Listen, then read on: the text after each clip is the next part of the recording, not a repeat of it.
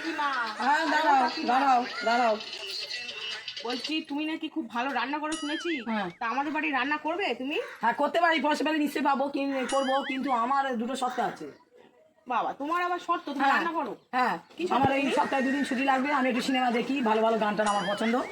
আর হচ্ছে কি যে আমি কিন্তু যতক্ষণ রান্না করবো ততক্ষণ আমার মোবাইলে গান চলতে হবে, এই দুটো শর্ত আমার মানতে হবে, তাহলে আমি গান রান্না চললে করবো। তুমি রান্না করবে কি করে?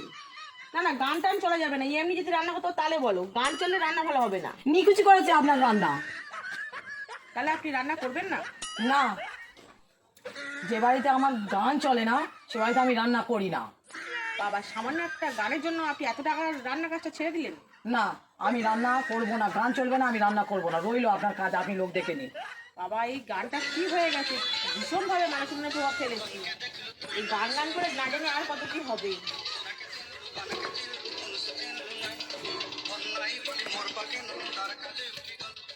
মন আছে না মন নাই তাকে তুই জানি না পারে